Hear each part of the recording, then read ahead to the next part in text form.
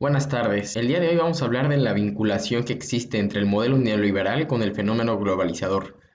Mi nombre es Andrés Lot Fonticova, soy estudiante de Ingeniería en Logística y Transporte en la Universidad Abierta y a Distancia de México. Nuestra profesora es la maestra Alejandra Huarte Cedillo. El neoliberalismo es un modelo económico que fue establecido en la década de los 80 en México y otros países y que se ha caracterizado principalmente por la apertura comercial a los mercados mundiales. Inicialmente, los países desarrollados tomaron el modelo neoliberal y posteriormente le siguieron los países en desarrollo. Llegó a México durante el sexenio del presidente Miguel de la Madrid. Su principal consecuencia fue la globalización, que es un fenómeno que busca eliminar las barreras que dificultan el comercio entre distintas naciones para facilitar la importación y exportación de productos. En México, hasta la década de los 80 se contó con un modelo económico que privilegiaba el proteccionismo, es decir, prohibía la importación de productos extranjeros para fomentar la maquila y producción nacional.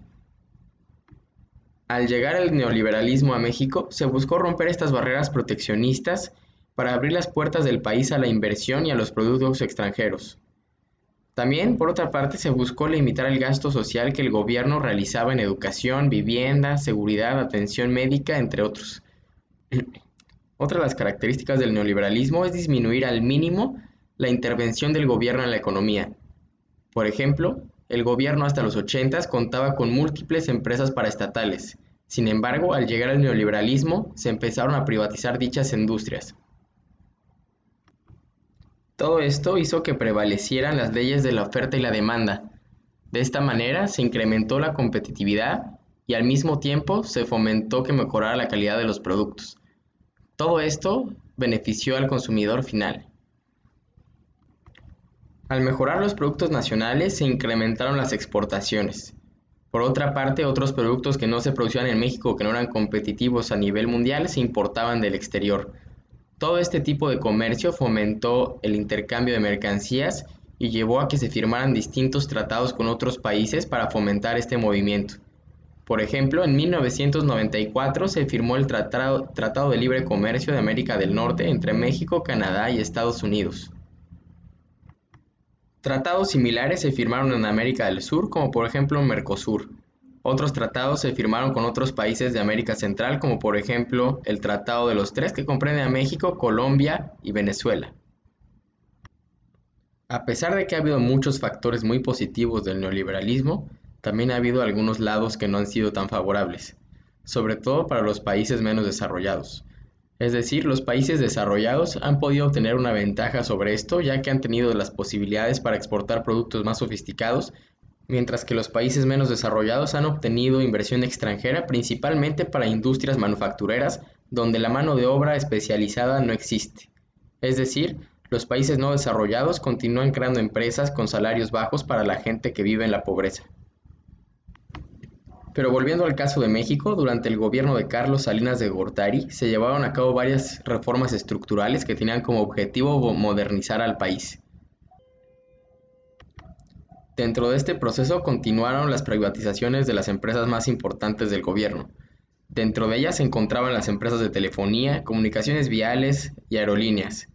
Muchos empresarios se vieron muy beneficiados por la venta de estas empresas. Por otra parte, dichas empresas se fueron modernizando conforme se les invirtió más dinero por parte del capital privado. Como parte de esta transformación, también se le otorgó autonomía al Banco de México. Las reservas internacionales en dólares empezaron a agotarse derivado de la crisis que ocurrió en los 90.